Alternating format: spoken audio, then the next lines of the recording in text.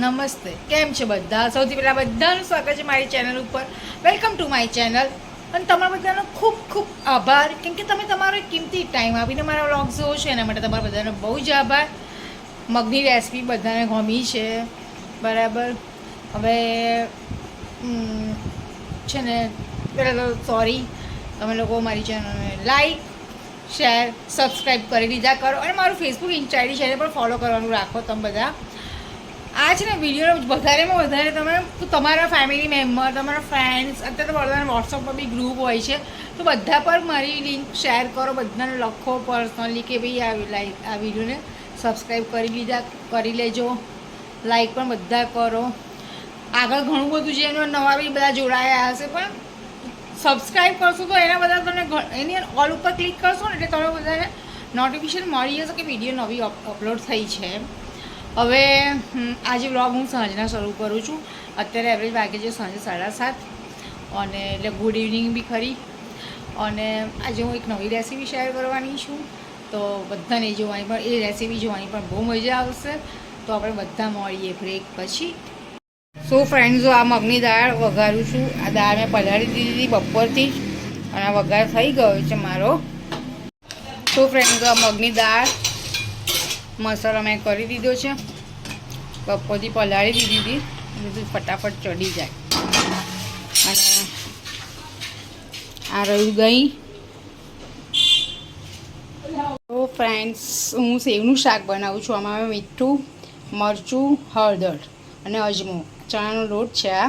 હવે પહેલાં હું આને થોડોક બાંધી દઉં લોટને, પછી બતાવું બધાને.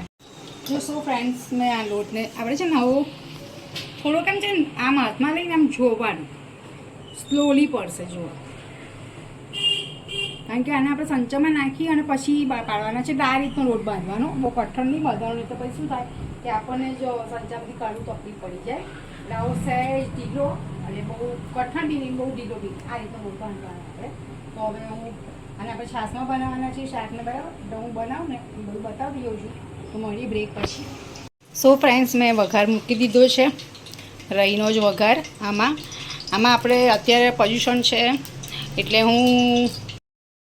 મેં વઘારમાં કંઈ ખાસ નાખ્યું નથી. બાકી લીમડો, લીલા મરચાં, આદુ લસણની પેસ્ટ એ બધું નાખી શકાય આમાં, પણ અત્યારે પોલ્યુશન છે એટલે હું આ કશું જ નથી નાખવાની. બાકી જે ખાતા હોય, જે નોન જૈન છે એ લોકો લીલા મરચાં, લીમડો અને પછી આદુ લસણની પેસ્ટ નાખી શકે છે. અને પછી ગાર્નિશ માટે આપણે કોથમીર તમે નાખી શકો છો. પણ રીઝન તમને મેં કીધું, આ વઘાર થાય ને એટલે આમાં આપણે છાશ નાખી દેવાની છે, અને પછી એને થોડું ઉકળવા દેવાનું છે. જેમ જેમ થશે એમ બધું બતાવતી જઉં છું તમને.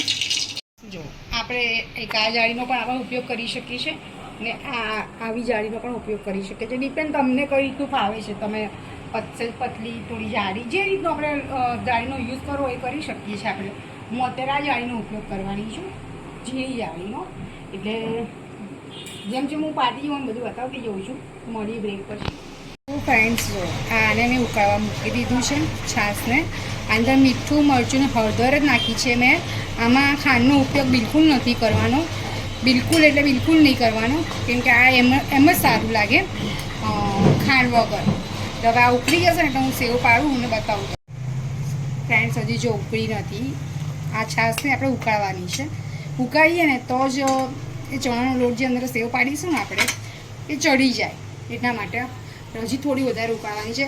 આ શાક બનાવતા મેક્સિમમ આપણને 15 મિનિટ થાય.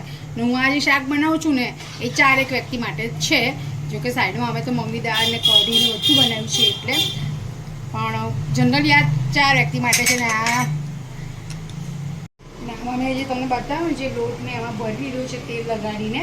હવે આ ઉકળી જશે ને એટલે આપણે આ પાડીશું. હું બતાવું તમને વિડીયોમાં, બરાબર. જો આ ઉકળી ગઈ છે, છાશ દેખાય જ છે તમને, બરાબર. હવે આને આપણે સહેજ ગેસ ધીમો કરી દેવાનો છે, અને પછી આપણે આ રીતના એને પાડવાની છે. મેં તમને જેમ કીધું ને એમ વિડીયોમાં કે આમાં આપણે જો આ રીતનું પતલી છે, એની જાડી સેવ પણ પડી શકે.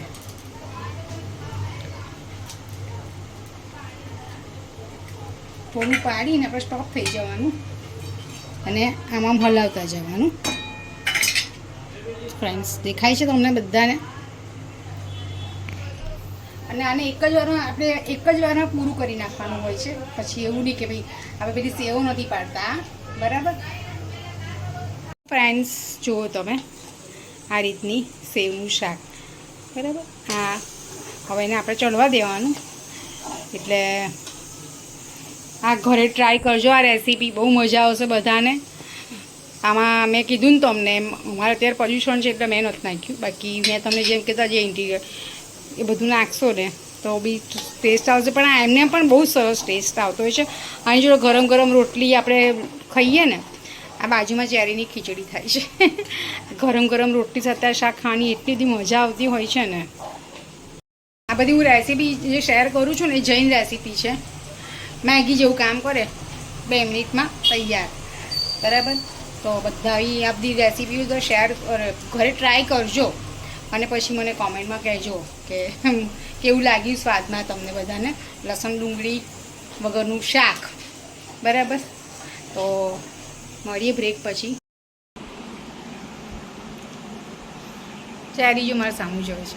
સો ફ્રેન્ડ્સ, તમે લોકો જો ખરેખર મારી સબસ્ક્રાઈબર પણ નવા હમણાં થોડા એડ થયા છે. નવા આ ચણાનો લોટ આ સેવ પાડતા થોડો ભૂલ્યો છે. તો જે નવા બન્યા છે અને જે જૂના છે અને જે વ્યુઅર્સ છે જેને મારી ચેનલ સબસ્ક્રાઈબ નથી કરી પણ મારી વિડીયો જોવે છે, તો એ બધાને મને દિલથી હું કહું છું કે તમે બધા મારી જેને સબસ્ક્રાઈબ નથી કરી એ સબસ્ક્રાઈબ કરી દો. અને જે સબસ્ક્રાઈબ જેણે કરી છે, જે મારી વિડીયો જોવે છે, એને તમે બધા આગળ શેર કરો. કારણ કે જો જેટલું તમારું સબસ્ક્રાઈબર, તમારી લાઇક જેટલી હશે ને એટલી યુટ્યુબ મારી વિડીયોને વધારે સજેસ્ટ કરશે. તો મને એવું લાગે કે હું તો મને થોડું મોટિવેશન મળશે.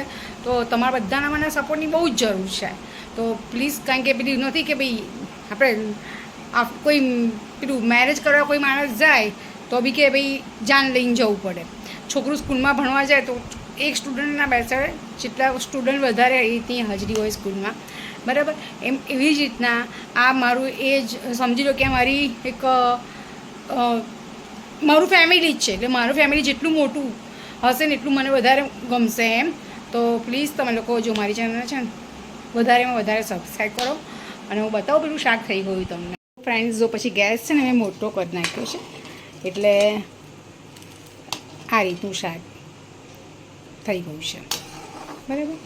આમાં તમે ધાણા જીરું ને એ બધું એડ કરો. ધાણા જીરું નાખો હોય તો નાખી શકાય, એવું કંઈ નથી, તમારી સ્વેચ્છા આ બધું.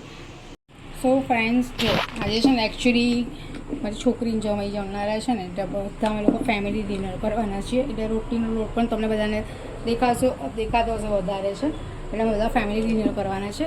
એટલે હજી તો અમારે સોજીનો શીરોય બનાવવાનો છે, એટલે એ પણ બનશે ને એટલે છે બધા જમવા બેસી છે.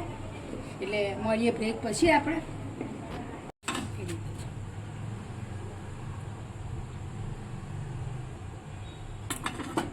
ફ્રેન્ડ્સ, આજે આપણે સેવનું શાક ખાવાનું છે ને એની જોડે આ ફુલકા રોટલી સરસ લાગે. એટલે આ રીતની રોટલી, ફુલાયેલી રોટલી, શાક, મજા આવી જાય. ઘરે ટ્રાય કરજો. હમણાં અમે બધા જમવા બેસીએ ને તમને બધાને બતાવું છું કે કેટલી બધી મજા આવે ને જમવાની. તમે લસણ ડુંગળી નથી નાખીને તો બી તમને એવું ના લાગે કે નથી સ્વાદમાં કહીશ. ફ્રેન્ડ્સ જો અમે આ દૂધ ગરમ કરવા મૂકી દીધી છે. સોજીનો શીરો બનાવે છે ને અમારા મિંકુબેન બનાવે છે સોજીનો શીરો. બધું એને જ આવડે બનાવવાનું. આવી ગયો મારો ચેનલનો ફેમસ ચહેરો, મારો દેવમ. આ અમારા જમાઈ રાજા અને આ અમારા ચેરી બેન. જુઓ ઊંઠા બૂઠા ફાડી નાખ્યા. જગતમાં હતા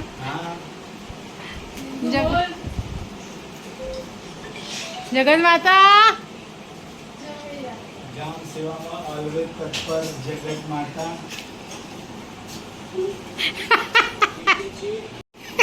જગત માતા. જગત માતા.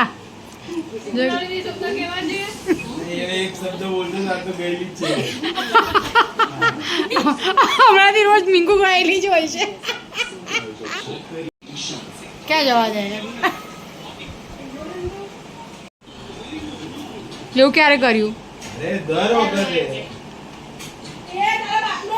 શીરો તૈયાર. મિંકુબેન બદામ સમારે છે. તો જો ફ્રેન્ડ્સ, અમારો ચેનલનો ફેમસ ચહેરો જ છે આ ભવિષ્યનો, બરાબર. એ હવે ભોજન ગ્રહણ કરવા બેઠો છે જગત માતા જોડે. શું કેવું, જગત માતાની જોડે બેઠા છે.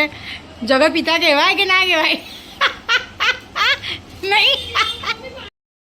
સો ફ્રેન્ડ્સ, હવે બધા સમૂહ ભોજન કરવા બેસી ગયા છે. મેં બધાને બ્લોગમાં બતાવ્યા. હવે હું ટેસ્ટ કરીને બતાવું. સો ફ્રેન્ડ્સ,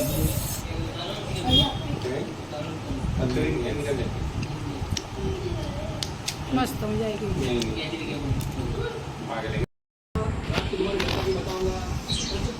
જો તૈયારી અમારી ઘીના ફળ થઈ ગયો છે. રાતે જી આવે ત્યારે ખબર તો જી મને મારશે, ગુસ્સો કરશે. ઘીને જોઈને ભાગી જાય. અત્યારે જો એના ફળ કેવી ગોઠવી બદામ ખાય છે.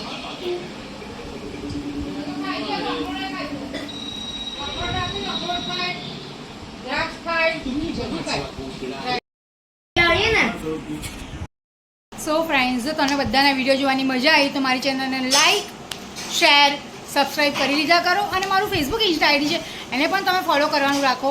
આપણે બધા મળીએ નેક્સ્ટ વ્લોગમાં. અને જે મેં જે રેસીપી શેર કરી છે એ ઘરે બનાવી અને કોમેન્ટ કરજો કે કેવી લાગી.